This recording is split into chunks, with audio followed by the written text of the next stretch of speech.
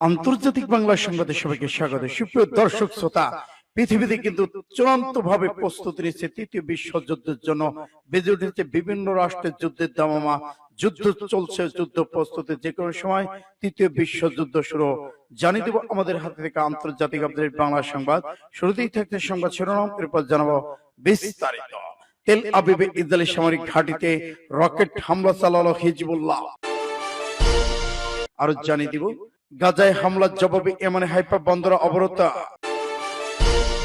আরো থাকছে ইরাকের সঙ্গে পারমাণবিক চুক্তি প্রযুক্তিগত দক্ষতা ভাগ করে নিতে প্রস্তুত ইরান। টানা 3 মাস বন্ধ থাকার পর অবশেষে ত্রাণ ঢুকলো গাজায়। এলওসি থেকে সেনা প্রত্যাহারের প্রস্তুতি নিয়েছে ভারত পাকিস্তান। এদিকে গাজা যুদ্ধ না থামালে ইসরায়েলকে ছেড়ে দেওয়ার হুমকি যুক্তরাষ্ট্রের। সিরিয়ার উপর থেকে সকল নিষেধাজ্ঞা তুলে নেওয়ার ঘোষণা দিয়েছে ইউরোপীয় ইউনিয়ন। এবং সর্বশেষে জানিয়ে দিব ইরানে হামলা হলে ইসরায়েলের তেল আবিব হাইফা উড়িয়ে দেওয়ার ঘোষণা। এতক্ষণ শুনছিলেন সংবাদ শিরোনাম, এখন বিস্তারিত। তবে অনুরোধ থাকবে এই ভিডিওটিতে একটি লাইক দিন এবং কমেন্টস করে জানিয়ে দিন আপনি কোন জেলা থেকে বা কোথা থেকে আমাদের সাথে যুক্ত রয়েছেন। ইরান ইসরায়েল যুদ্ধের আপডেট ভয়ঙ্কর বাংলা সংবাদ হাতে পেতে চ্যানেলটি সাবস্ক্রাইব করুন, আমাদের সঙ্গে থাকুন। ধন্যবাদ। তেল আবিবে ইসরায়েলের সামরিক ঘাঁটিতে রকেট হামলা হিজবুল্লাহ। ইসরায়েল একটি সামরিক ঘাঁটিতে হামলা চালিয়েছে লেবানন শক্তিশালী সশস্ত্র গোষ্ঠী হিজবুল্লাহ। তেল আবিবে অবস্থিত ইসরায়েলের সামরিক গোয়েন্দা ঘাঁটিতে রকেট নিক্ষেপের মাধ্যমে এই হামলা চালানো হয়েছে বলেও দাবি করেছে গোষ্ঠীটি। গতরাতে এক প্রতিবেদনে তথ্য জানিয়েছেন বার্তা সংস্থা আলাদুল এজেন্সি। প্রতিবেদনে বলা হয়েছে তেল আবিবে ইসরায়েলের সামরিক গোয়েন্দা ঘাঁটিতে রকেট হামলার দাবি করেছে ইরান। লেবানন গ্রুপ হিজবুল্লাহ এক বিবৃতিতে হিজবুল্লাহ বলেছে তাদের যোদ্ধারা তেল আবিবের উৎকণ্ঠে গ্লিটর সামরিক ঘাঁটিকে লক্ষ্য করে বহু রকেট নিক্ষেপ করেছে। আলাদুল এজেন্সি সামরিক ঘাঁটিটি ইসরায়েলের অন্যতম প্রধান গোয়েন্দা অবকাঠামো এবং এটি ইসরায়েল সেনাবাহিনীর ইউনিট 8200 এর আবাসস্থল। এই ইউনিটি সেনাবাহিনী গোয়েন্দা বিভাগের মধ্যে গোয়েন্দা তথ্য সংগ্রহে কাজ করে থাকে। এই ঘাঁটিতে একটি সামরিক গোয়েন্দা স্কুল এবং ইসরায়েলি গুপ্তচর সংস্থা মোসাদের সদর দপ্তর রয়েছে।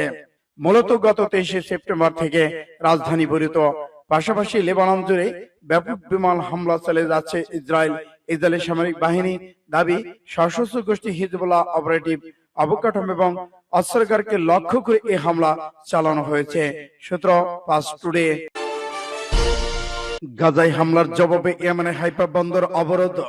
ইয়েমেনের সশস্ত্র বাহিনী ইসরায়েল অধিকৃত হাইফা বন্দরে অবরোধ ঘোষণা শুরু করেছে। ইরানি বার্তা সংস্থা ইরনার বদে ফাস্ট টুডে জানিয়েছে ইয়েমেনের সশস্ত্র বাহিনীর মুখপাত্র ব্রিগেডিয়ার জেনারেল ইয়াহিয়া সারি গতকাল এক বিবৃতিতে হাইফা বন্দরে অবরোধ শুরুর সিদ্ধান্তের কথা জানান। তিনি বলেছেন ইসরায়েলি শত্রু বাহিনীর বর্বর হামলা ফিলিস্তিন জনগণের অবরোধ দুর্ভিক্ষ চাপিয়ে দেওয়ার জবাবে এই সিদ্ধান্ত নেওয়া হয়েছে। বিবৃতিতে ইয়েমেনের সশস্ত্র বাহিনী সতর্ক করে দিয়ে বলেছে এই ঘটনার পর থেকে হাইফা বন্দর আনুষ্ঠানিকভাবে ইয়েমেনের সামরিক লক্ষ্যগুলো তালিকা যুক্ত হয়েছে। এছাড়া এই হাইফা বন্দরে অবস্থানরত সেদিকে যাত্রারত সকল জাহাজের মালিক কোম্পানিগুলোকে এই সতর্কতা নির্দেশনা গুরুত্ব সহকারে মানতে বলা হয়েছে। বিবৃতিতে শেষাংশে বলা হয়েছে গাজায় ইসরায়েলের আগ্রাসন অবরোধ সম্পূর্ণভাবে বন্ধ হলে ইয়েমেনের সকল সামরিক কার্যক্রম স্থগিত করা হবে। সূত্র ফাস্ট টুডে। ইরাকের সঙ্গে পারমাণবিক প্রযুক্তিগত দক্ষতা ভাগ করে নিতে প্রস্তুত ইরান। ইরানের প্রেসিডেন্ট মাসুদ পেজিশকিয়ান ইরাকের প্রধানমন্ত্রী ফুয়াদ হোসেনের সঙ্গে তেহরান বৈঠক করে উভয় নেতা দ্বিপাক্ষিক সহযোগিতা আঞ্চলিক সম্পর্ক নিয়ে আলোচনা শুরু করেছেন।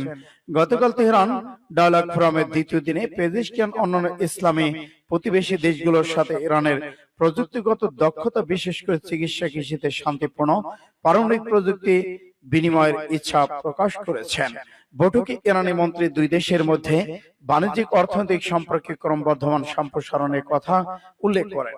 মার্কিন ইরান পরোক্ষ আলোচনা প্রসঙ্গে পেজিশকিয়ান বলেছেন যদি আমেরিকা আন্তরিকভাবে আচরণ করে তাহলে ইরান পারমাণবিক উদ্বেগের বিষয়গুলো বিবেচনা করবে। তিনি আরো বলেন ইরানের অগ্রগতি উন্নয়নের জন্য কারো অনুমতির প্রয়োজন নেই। এদিকে মার্কিন প্রেসিডেন্ট ডোনাল্ড ট্রাম্পের প্রশাসন ইরাকের সাথে অর্থনৈতিক কূটনৈতিক সম্পর্ক সীমিত করার জন্য ধারাবাহিক চাপ প্রয়োগ করে আসছেন। চলতি বছরে 8 মার্চ মার্কিন প্রশাসন ইরাক থেকে সরকারকে ইরান বিদ্যুৎ আমদানির অনুমতি একটি নিষেধাজ্ঞা অব্যাহতি প্রত্যাহার করে নেয়।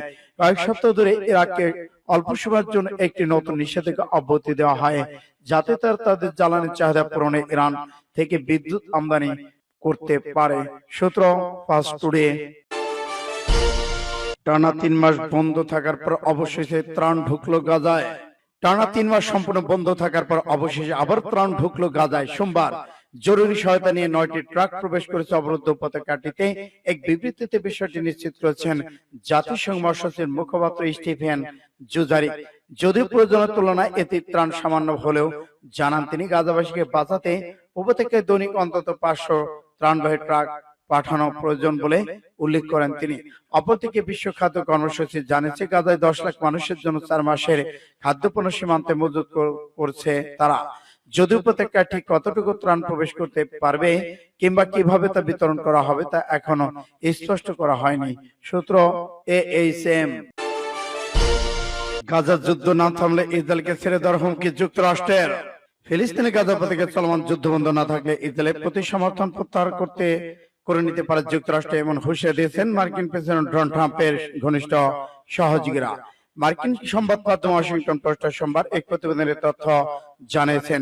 একটি সূত্রে বরাতে প্রভাবশালী এই মার্কিন পত্রিকাটি জানায়, ট্রাম্পের প্রয়োজন ইসরায়েলকে সাফ জানিয়ে দিয়েছে, যুদ্ধ না থামলে আমরা তোমাদের ত্যাগ করব। সূত্রটির দাবি, ইসরায়েলের প্রধানমন্ত্রী বেনিয়ামিন নেতানিয়াহু যুদ্ধ থামানোর রাজনৈতিক সক্ষমতা রয়েছে, কিন্তু তিনি সেই ইচ্ছা দেখাচ্ছে না।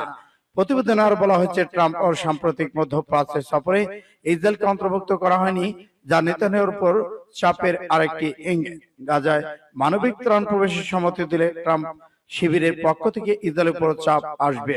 সূত্র ইন্ডিয়া টুডে। এদিকে সিরিয়ার উপর থেকে সব নিষেধাজ্ঞা তুলে নেওয়ার ঘোষণা ইউরোপীয় ইউনিয়নের। ট্রাম্পের এই ঘোষণার মাধ্যমে সিরিয়ার উপর থেকে যুক্তরাষ্ট্রের সকল নিষেধাজ্ঞা তুলে নেওয়ার পর এবার ইউরোপীয় ইউনিয়ন সকল অর্থনৈতিক নিষেধাজ্ঞা তুলে নেওয়ার সিদ্ধান্ত নিয়েছে। আন্তর্জাতিক সংবাদ মাধ্যম AFP জানিয়েছে, সিরিয়ায় বাশার আল আসাদ সরকারের শাসনের অবসানের পর যুদ্ধ বিধ্বস্ত দেশটির পুনর্গঠন সহায়তা করতে এই সিদ্ধান্ত। ইউরোপীয় ইউনিয়ন 27টি সদস্য রাষ্ট্রের রাষ্ট্রদূতরা ইতিমধ্যে এই সিদ্ধান্ত বিষয়ে একটি প্রাথমিক চুক্তিতে পৌঁছেছেন। মঙ্গলবার ব্রাসেলসে পররাষ্ট্রমন্ত্রীদের বৈঠকে আনুষ্ঠানিকভাবে ঘোষণা করা হবে। এই সিদ্ধান্তটি এমন এক সময় এলো যখন মাত্র 1 সপ্তাহ আগে যুক্তরাষ্ট্র সিরিয়ার উপর থেকে নিষেধাজ্ঞা তুলে নেওয়ার ঘোষণা দিয়েছিলেন। 1 দশকের বেশি সময় ধরে চলা সংঘাত, মানবিক সংকট, অর্থনৈতিক বিপর্যয়ের মুখোমুখি সিরিয়া এবং আন্তর্জাতিক সহায়তা পুনর্গঠনের জন্য পশ্চিম বিশ্বকে সহযোগিতার আদৌ প্রয়োজন আছে কিনা সেটি খতিয়ে দেখবে। ইরানে হামলা হলে ইসরায়েলের তেল আবিব হাইফা শহর উড়িয়ে দেওয়ার ঘোষণা। ইরানের প্রেসিডেন্ট ইব্রাহিম রাইসি যে সতর্ক বার্তা দিয়েছিলেন সেটি পুনরাবৃত্তি হলো। ইরানের বিরুদ্ধে যদি ইসরায়েল কোনো সামরিক পদক্ষেপ নেয় তাহলে জবাবে ইসরায়েল তেল আবিব হাইফা শহর উড়িয়ে দেওয়া হবে। গতকাল ইরানের জাতীয় সেনা দিবস অনুষ্ঠানে যোগ দিয়ে প্রেসিডেন্ট এই ঘোষণা করেছেন।